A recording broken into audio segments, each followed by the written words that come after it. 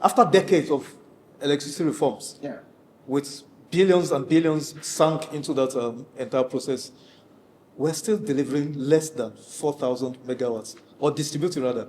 Of course, we're generating maybe about 13,000, but then because of transmission grid collapse and all of that, what we're distributing for industries, for manufacturing, for homes, for government, for everybody, is about 4,000 megawatts. Some estimates say what Nigeria needs, because of our size, is around 100,000 megawatts, if not more. What is the problem? This is your core area of expertise. You're an energy expert. What is the problem with Nigeria, Nick? I analyzed this electricity conundrum on a national TV, and it went viral because there are two things that happened during that interview that made it. The first is that I made a claim that I'm paying far more for electricity in Nigeria than I'm paying in the UK. And there were people who were for me and people who were calling me liars because they didn't understand what I was saying, right? And then there was a back and forth between me and one of the hosts as regards the cost of the electricity industry vis-a-vis the telecoms that I was trying to talk about. So for me, the problem in the electricity sector is the 2013 privatization by President Jonathan. Because pre that privatization in 2013, we were actually NEPA, the old NEPA, which had become a power holding company of Nigeria at that time, were giving us about 7,000 megawatts of electricity. And then we now did privatization. So instead of the megawatts to now rise, the megawatts are now back to the 4,000, 5,000, sometimes even 3,000, with frequent national grid collapses, like you rightly said. So that's a problem. And I compared that privatization with the one that the Obasanjo government presided over, the one in telecoms. Yeah. And I showed the clear differences between the two so that I can bring the mind of Nigeria to what the issues are. Yeah. In the telecoms privatization, the first thing that was done right is that the licenses were awarded to existing telecoms operators. The MTNs and the Econet and the Etisalat and the Airtels, they are already in the business. They already have the experience, they have the expertise, they have money elsewhere they can bring in, and that's exactly what they did. So $100 billion of investment later, the number of active lines moved from 500,000 under NITEL to over 220 million lines today. In economics, the higher the supply, the lower the price. So the tariffs have fallen from the NITEL days to almost nothing, as you can get a SIM card now for free, Yet the telecom operators are making more money. You know why? It's 220 million lines they are selling, not only the 500,000 of NITEL. I benchmarked that privatization with the power sector. What happened in the power sector? Number one, we privatized generation, we privatized distribution. We did not privatize the transmission. So it's like you have done the privatization for agriculture, where you have put all the machines on the farm to increase farm output. You have also built new markets and stores and all of that. But the vehicles to convey the farm produce from the farm to the market, you didn't do anything with it. What has happened? You have done nothing. You have done nothing. You know why? If you produce the food will waste in the farm. No vehicle to carry it. The markets that you built, fine markets that you built on the distribution side, they are not receiving farm produce to sell now. So they are idle. This is what President Jonathan did, the first mistake, by not dealing with that transmission. Without dealing with the transmission has now become a bottleneck and made that privatization exercise dead on arrival. Second thing they didn't do well was that, unlike telecoms, where they brought in the MTNs, there is no known company in the power sector that got the license under the power privatization. Do you understand? No one, none.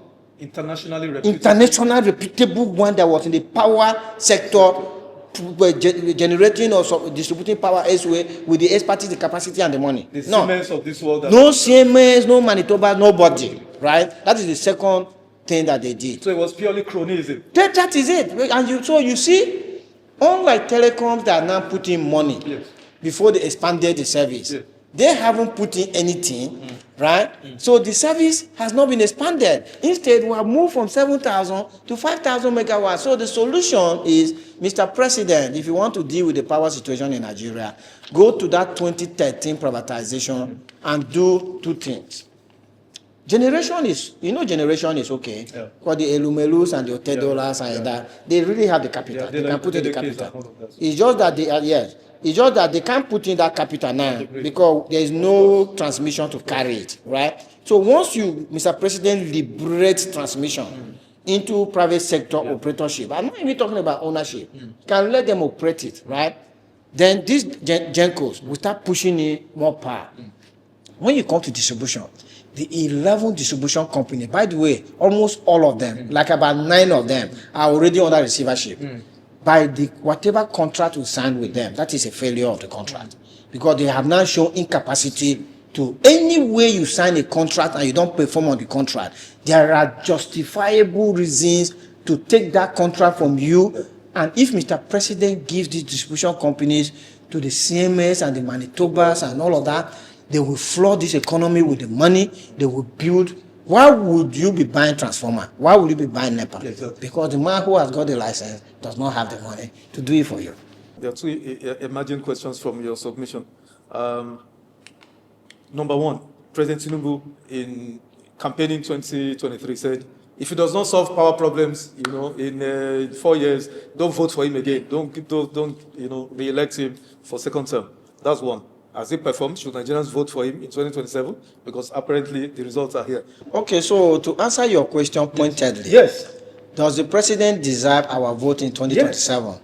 based on this power promise that he made? The answer is no. Because he has not increased the megawatts of electricity. Very soon the president will be 3 years in office. You put a statistic on the table, you say 13,000 megawatts. So that is the capacity that we have. So we have installed capacity of 13,000. We are not doing 13,000, we are doing 4,000-5,000. Why? Because there are certain things that needed to be done on that capacity to bring it up. And for me, they are low-hanging fruits. Those are the kind of things the president should have focused and got them done so that we can release that capacity. Even if we have released that capacity to 10,000 megawatts today, it will be double of what we are doing today. So the president hasn't done that. And not only that, the president has brought in economic policies like we earlier discussed with no palliatives. President tried to perform surgery on us without anesthesia because the surgery of fuel subsidy is gone, the anesthesia is the refineries. The surgery of unification of the foreign exchange market, the anesthesia is import substitution. So like now, we still have bandits in the farms.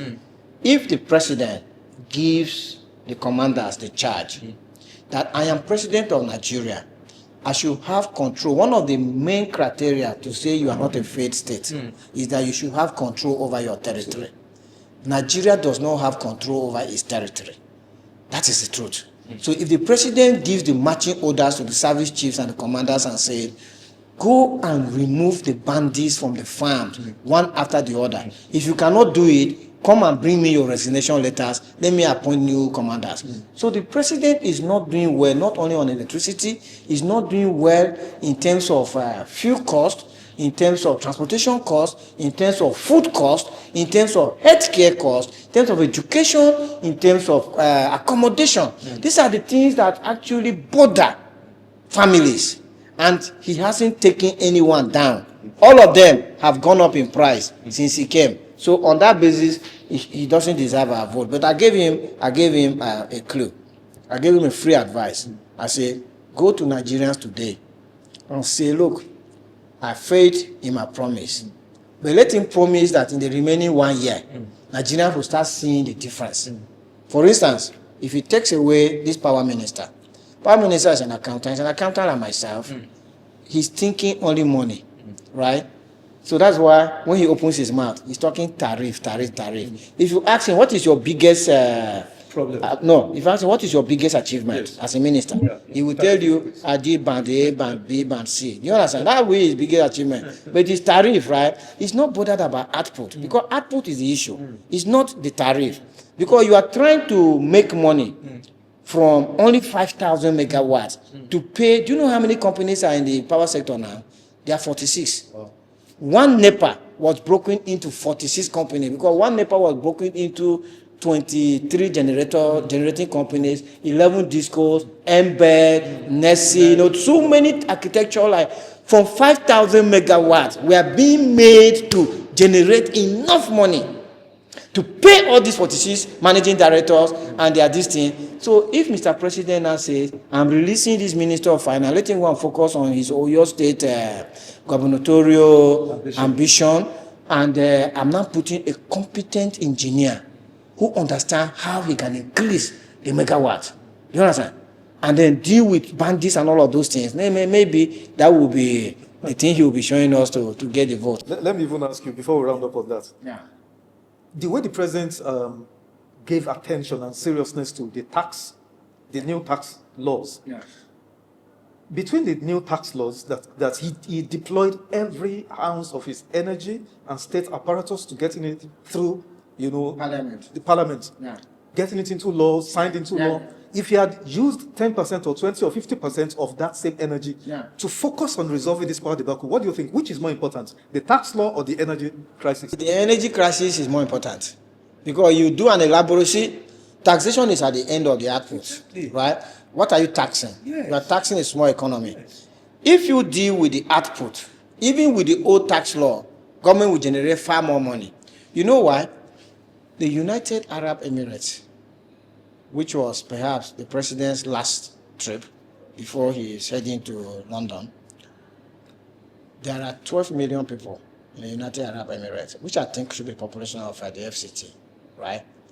12 million people, number one, are getting 45,000 megawatts of electricity. 45,000 megawatts of electricity. 12 million people. Nigeria, 200 million people are getting 5,000 on the grid. That's number one.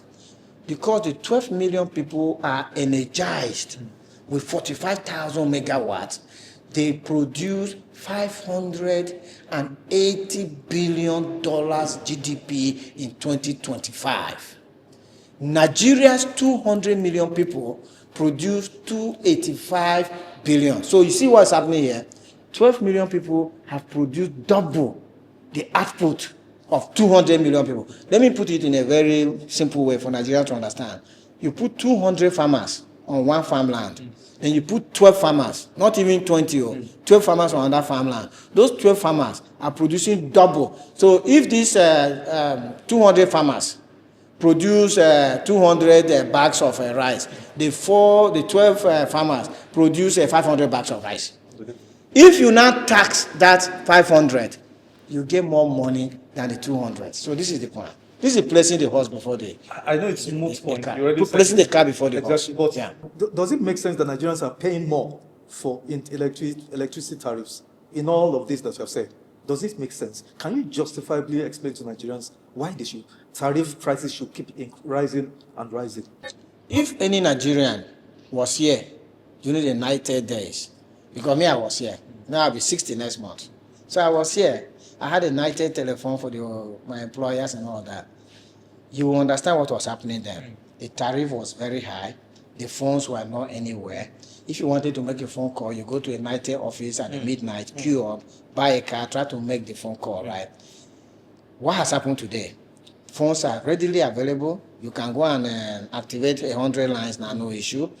In fact, one of the biggest advertisements on television and billboards is telecoms trying to take market from us, right? We used to beg 90 officials to get a phone. Now the telecoms companies are begging us on TV, on billboards and all of that to take market. What is the difference? The difference is that we brought in competent private sector. They invested, they expanded the access, and that is why the price has come down. That has not happened in electricity. So your question is that why are we paying more? We are paying more in electricity because we haven't done what was done in telecoms. And this is why for me, the singular thing that President Tinubu needs to do, right, is to go back to that 2013 privatization and overhaul it. Okay. Let me tell you one thing. You know, we talked about government budget being $40 billion. If I come before President Tinubu now, I'll tell him that, sir, $40 billion is not even enough budget because the United Arab Emirates, where you recently came back from, they are budgeting $200 billion for 12 million people. So if you are budgeting 40 for your 200, it's not enough. I will tell him, sir, please scrap the Ministry for Power, leave the regulator only. Scrap the Ministry for Works, leave only a regulator. Scrap the Ministry for communications, leave only the regulator. Scrap the Ministry for Transportation, leave only the regulator. What are you now supposed to do? Let the regulator now create the space, the market, for the private sector to come in. When they come in with their money, it's not borrowing, you are not borrowing that money. They are coming in with their capital. They will invest the capital, expand the assets, make their money back. That way, you will start seeing rail tracks built all over the place, power plants built all over the place, steel plants built all over the place, gas assets built all over the place. Those are the things that are going to develop this economy. It's not your 40 billion. It's not going to do anything. As we wind down now completely, do you think President Bola Ahmed Tinubu has done enough in terms of security, in terms of the economy, in terms of the reforms that they claim to have done, in terms of, his impact on whether deepening or weakening democracy? I didn't ask you that, but you may answer it now. Has it deepened democratic ethos or culture, or has it weakened it? In terms of his general, style of governance, does it deserve to be re-elected? The direct answer is that no, the president does not deserve to be re-elected. And the reason is that, let me be honest, I did not vote the president in the presidential election. I don't know if it's right for me to say who I voted for on a program like this, but I didn't vote for him. But when he became president, I was happy that he became president. The reason why I was happy that he became president is because he's a private sector man. He worked in the oil industry. He lived abroad. And then he's been governor of Lagos State. So he has experience in governance in Nigeria. So when I put all those four things together, I thought he would hit the ground running. But he has not hit the ground running. The president will tell you, if you put him on this seat now, that his cardinal successes are removal of fuel subsidy, unification of the forest market. Like I said on this program, there are good policies, but there's no anesthesia. He has left Nigerians in a hard place. With those two policies are excruciatingly cancelling Nigerians' personal incomes. He didn't do well there. The president has not done well with security. He's playing with kid gloves with the commanders. For me, the president, as a commander-in-chief, should summon commanders and say, if they kidnap 300 children in your domain, you are going home. Because I cannot imagine, like as a father of 5 children, I know what it takes to take children along. These children are in Nigeria. President hasn't done well in terms of strengthening our democracy, because it seems like the cardinal project of this government is to drag everybody into the ruling party, the APC. When you are dragging everybody into the ruling party and making it look like a one-party state, that is not strengthening democracy.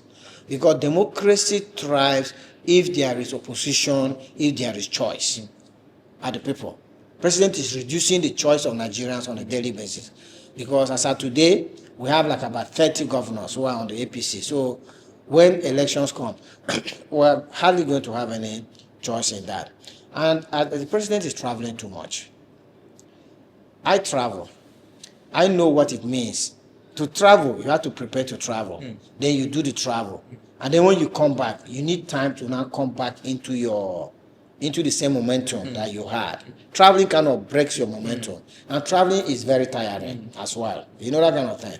So I will expect the president to sit back and run government. You will never hear of the rulers of Dubai traveling all over the world looking for investment, signing agreements and trade deals and all that. They sorted Dubai. They sat down in Dubai and sorted Dubai. When you say sorted, they fixed Dubai. That is, they provided the infrastructure, the security, everything. This power we're talking about, the healthcare, the education, and the world saw it, and the world is going there. That's the way to do it. Do you know I was in Doha? I was in Doha twice in 2025. As we're speaking now, there will be at least 10 or more different Nigerian groups in Doha. What are they in Doha for? For a training, for a course, for a meeting, for federal ministries on flights going to Doha to just go and do meeting. In fact, when I was in Doha, I met a friend who came to facilitate a tax workshop this new tax law that we're talking about in Nigeria. He went to go and facilitate this tax workshop for a department in this government in Doha. The leaders of Doha didn't carry briefcase to go to anywhere to go and sign trade deal with anybody, invite investment. No. They sorted out Doha. If you go to Doha, you will know that this is a city that has been sorted. And the people see it. And let me put an analogy.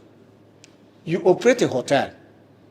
There's no water in the hotel, no electricity in the hotel, no security in the hotel. The beds have bed bugs and mosquitoes and snakes and in some of the rooms and all of that. And every day you carry briefcase to go and look for customers for the hotel. What are you doing? You understand? But if you sort that hotel out, you fix the hotel, you upgrade the hotel to some stars of a hotel, do you understand? People will come and lodge in your hotel. Mr. President, please sort out your hotel before you go and look for customers. And it goes without saying, this same analogy, brilliantly enunciated, applies to China, applies to Singapore, yes, applies to Malaysia, Indonesia, Brazil, all of them. So why are we trying to? Singapore. Why is our own going to be different? You know, I work for an international oil company. I actually work for 3 international oil companies, right? The second one I work for, they sent me on a short-term assignment to Malaysia.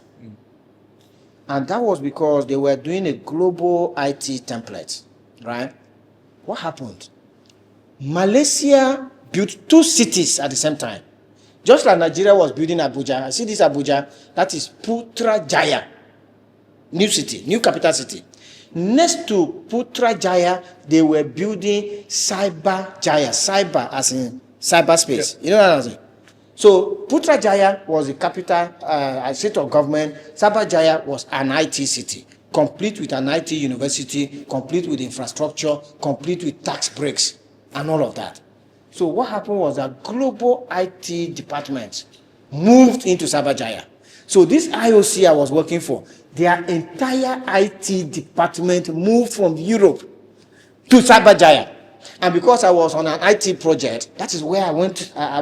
So I arrived at the Kuala Lumpur International Airport, and I got this taxi that took me to Cyberjaya, complete with hotels and everything. It's a city on its own. I didn't need to go into Kuala Lumpur to leave and come to work there. Nobody came to market, you know. They didn't market that. They didn't market Cyberjaya. They didn't market Cyberjaya.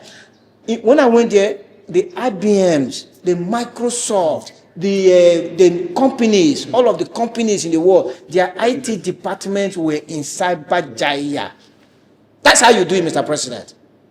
We were building Abuja. I wish we also built an IT city next to Abuja. But it's not too late. Mr. President, if you go and build an IT city next to Abuja now, that's when Microsoft, IBM, and the rest are going to come here. Brilliant. How will they come when they are hearing that they kidnapped 300 school children and nothing happened? You know, I was telling somebody, in fact, I also put it on my social media. In the US now, there's a story of a grandmother, an 84-year-old that has been kidnapped, right? So I say, those who support government in Nigeria, they can quickly point to that and say, you see, in America, man, they are kidnapping people. But I say, watch what happens after this kidnap in America, and check what happens after kidnap in Nigeria. That's where you see the difference. And you know, let me just say one thing before I say, even though they are doing mass shooting in America, and this woman has been kidnapped, and there are robberies and all of that in America, millions of people around the world are seeking a US visa just to go for tourism in America. They're not going for business or anything. Since they are not shooting people in Abuja, mass shooting in Abuja or this thing, why are they not seeking visa to come to Abuja? The answer is this. You stand a higher chance of getting a knife in your back in Johannesburg than in Abuja. But even Nigerians, including European, everybody are going to holiday in Johannesburg. Why? Because if an incident happens, the response is swift. That is what gives people the sense of security. You see, when it comes to security, it's not even the actual security that is the issue. The response of state. I live in London. I know that there are parts of London where you will get a knife in your back or you will be robbed far more chances for you to than Abuja. Beckham and the rest of them. Exactly. But people are going to London because they feel a sense of security. They know that if something happens, there will be a sweet response. They know that response doesn't happen in Nigeria. That is why they are not buying. They are not buying visas to come here. Most people you see who are foreigners that come into Abuja or anywhere in Nigeria are coming for business. Business is bringing them. They are coming for a meeting or there's a company they are coming to work for. They are not coming as tourists.